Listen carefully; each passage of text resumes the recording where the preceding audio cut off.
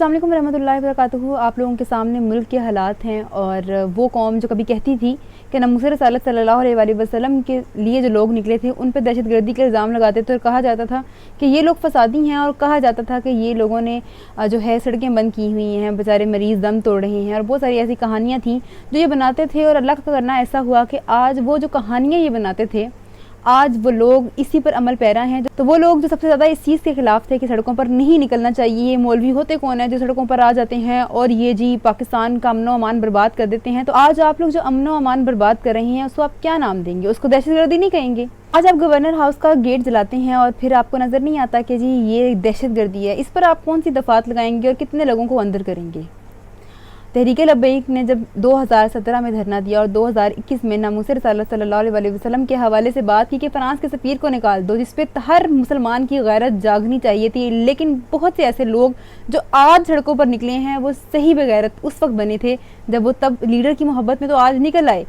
Governor house को आग भी लगा दी, क्लाशनकोव्स भी दिखा दी और फौज को धमकियां भी दे दी, अदारों को बदनाम भी कर दिया, अदारों के नाम ले लेके कहा कि तुम फ्रॉडी हो, तुम गलत हो, तुमने इमरान खान को जो है गोली मारने की कोशिश की है। मेरी एक बात हमेशा याद रखें, जिसने मारना होता है वो मारता है। आप लोगों के सामने बेनज़ीर भुट्टो साहिबा का जो केस है वो सामने है। जब मारना था किसी ने तो मार दिया, आज तक उस केस का पता नहीं चला, हालांकि उनकी गवर्नमेंट भी आई, कोई मुजरिम साबित नहीं हुआ। तो जिसने मारना होता है वो मार कर दम लेता है। ये दूर से निशानियाँ नहीं लगाते वो कि कंटेनर पर आप खड़े में यहाँ और जो गोली आपको लगनी चाहिए थी आपके शोल्डर पर लग जाती, बहुत ज़्यादा हद हो जाती थी, शोल्डर पर लग जाती। तो मुझे समझ नहीं आती कि आपकी जो है किस तरह पाँव पे गोली लग गई। बहरहाल ये भी एक कहानी है, उसको हम जितनी भी डिस्कस कर लें वो तो जो है एक मुअम्मा ही रहना है। तो अब कुछ वीडियोज़ आप लोगों के सामने चल रही होंगी कि स्क्रीन पर कि यहाँ पे गवर्नर हाउस को के गेट को आग लगाई जा रही है, लोग कुछ जो हैं क्लाशनकोव्स दिखा रहे हैं।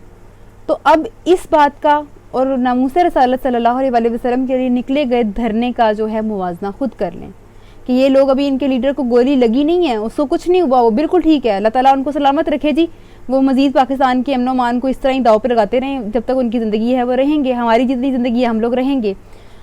तो ये देखिए कि ये मुवाजने का वक्त है कि वो लोग जो सबसे ज़्यादा खिलाफ से सड़कों पर आने के, आज वो जो है पाकिस्तान की सड़कों को ऐसे समझ रहे हैं जैसे इनका घर है, या आकर आग लगा दें तो कोई पूछने वाला नहीं है। और फिर कुछ लोगों का कहना कि ये है कि पीटीआई के वर्कर कितने दलेर हैं, गवर्नर हाउस के गेट को जो है जी लगा दी, आग लगा दी। तो याद रखिए पंजाब में भाई उनकी हुकूमत है, उनको तो पुलिस प्रोटेक्शन दे रही है कि ठीक है आग लगाओ, तुम्हें कोई रोकने वाला नहीं है। ये करें इस्लामाबाद में, ये वहाँ जाए ना जहाँ इनकी गवर्नमेंट नहीं है, फिर मैं देखूँ कि हाँ जी भाई बड़े वाकई दलेर हैं। तो वो लोग जिनको दलेर समझ रहे हैं वो ये बात याद रखें कि दलेरी जो है ना ये लीडर के नाम पर नहीं होती।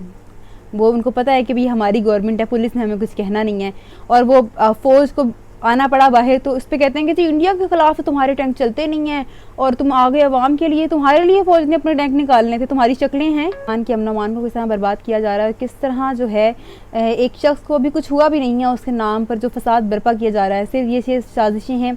अगर आप देखेंगे कि फ़ौज के ख़िलाफ़ ट्रेंड जो चलाए जाते हैं उसमें आधी से ज़्यादा आवाम तो कादियानियों की आवाम होती है, और फिर ये जो पीटीआई के कुछ लोग होते हैं वो होते हैं। तो अब ये समझ नहीं आ रही कि पीटीआई अलग है कि कादियानी अलग हैं। ये कभी भी मुझे समझ नहीं आता कि ट्रेंड वो भी चला रहे होते हैं, ये भी वही बातें कर रहे होते हैं। तो एक ही प्लेटफॉर्म पे आ जाना कादियानियों का और पीटीआई वालों का समझ से बालातर है। दूसरी अहम बात ये करना चाहूँगी कि जब लीडर के लिए आपकी मोहब्बत इतनी है, मैंने देखा आपका पैशन 10-12 लोग इकट्ठे हो जाते हैं फटाफट और पिस्टल्स भी बाहर आ जाती हैं और जी आप में पुलिस वालों को बातें सुनाने की हिम्मत आ जाती है, वो तो फिर आपकी ही है। आप फ़ौज को भी बातें सुना रहे हैं, आप उनके खिलाफ ट्रेंड भी चला रहे हैं, आईएसआई को भी आप बीच में ही घसीट रहे हैं। तो ये गैरत आपकी तब कहाँ थी जब फ्रांस के सफ़ीर को निकालने की बात की जा रही थी? तब आपको लगता था ये मौलवियों का मामला है। आप लोग गैरतमंद लोग नहीं हैं, आप लोग वो कौम है जो दुनिया की सबसे ज़्यादा बेगैरत कौम है, कि जिसकी गैरत सिर्फ लीडर के नाम पर जागती है। उसको अपने आप को मुसलमान कहने का कोई हक नहीं है जो आज सड़कों पर है। जब आपका वक्त था, जब आप आते आप बताते कि हाँ आज दुनिया को पैगाम जाए कि पाकिस्तान दुनिया का वाहिद मुल्क है भाई जहाँ ये चीज़ बर्दाश्त नहीं की जाएगी। अगर कोई इनके आका मौला सल्लल्लाहु अलैहि वसल्लम की तरफ टेढ़ी निगाह करेगा तो ये उसको धक्के देकर अपने मुल्क से भी निकालेंगे और फिर अपनी जो है तिजारत भी ख़त्म करवाएंगे। लेकिन नहीं, हम उस वक्त क्यों निकलते? उस वक्त तो हमारी तन आसानी थी, पाकिस्तान का अमन व अमान अजीज़ था। उस वक्त क्या होता? तब वो लोग एम्बुलेंस को भी रास्ता देते थे, वो चाहते थे जी कोई मसला क्रिएट ना हो। उन्होंने एक सिंगल जो है ना एक पत्ते को भी आग नहीं लगाई, और आप सड़कों को ब्लॉक कर रहे हैं, लोगों को तंग कर रहे हैं बेशर्मों। कहाँ तुम्हारी शर्म चलेगी? अपने ही मुल्क को तुम आग में झोंकने के लिए तैयार बैठे हो। ये मुल्क नहीं होगा तो कहाँ जाकर सियासतें करोगे? ये मुल्क नहीं होगा तो किसके नाम पर जो है आग लगाओगे गवर्नर हाउस के गेट को? इस मुल्क को रहने दो। फ़ौज आती ही है। अब आपको इंडिया की फ़ौज चाहिए या इसराइल की फ़ौज चाहिए, हमें मालूम नहीं हो रहा, क्योंकि पाकिस्तान की फ़ौज से आपको बहुत सारे इख्तिलाफ़ात हैं ना। तो ये दो फ़ौजें पीछे बचती हैं जिनको आप ज़्यादा सपोर्ट करते हैं, या तो फिर वो इसराइल की फ़ौज होगी या फिर वो इंडिया की फ़ौज होगी, वो भी आपको बड़ा सपोर्ट कर रहे हैं।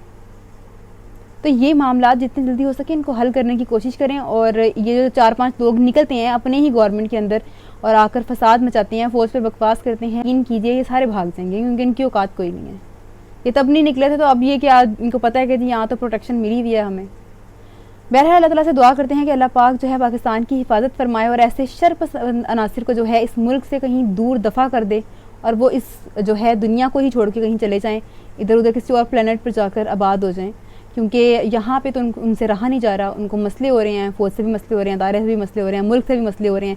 इस्लामी जमहूरिया पाकिस्तान जिसका नाम इस्लाम पर बना है, उसी के लिए जी सबसे ज़्यादा खिलाफ कोई बोलता है तो इस्लाम के ख़िलाफ़ बोलता है। अब ये जो इमरान खान साहब पे हमला हुआ है उसको भी मजहबी तासुर देने की कोशिश की जा रही है। उस शख्स को कलमा तो पूरा सुन लो, उसको आता भी नहीं होगा, अपना ही तैयार किया हुआ बंदा, और उसके बाद जी इस्लाम तुम्हें बस मिला तो इस्लाम मिला, जिसके नाम पर मुल्क हासिल किया उसी के नाम को तुमने सबसे ज़्यादा बदनाम किया कि कोई चीज़ नहीं ना मिलती तो मज़हब पे डाल दो। तो मज़हब तो तुम्हें इंशाल्लाह एक दिन पकड़ेगा, तुम हर एक के जो तुम्हारे हिसाब हैं वो ज़रूर होंगे। और अल्लाह ताला पाकिस्तान की हिफाजत फरमाए, ज़ाहिरी और जो छुपे हुए दुश्मन हैं उनसे जो है हमारी हिफाजत फरमाए। साथ ही मैं आपसे इजाज़त चाहूँगी, अल्लाह ने की बानी।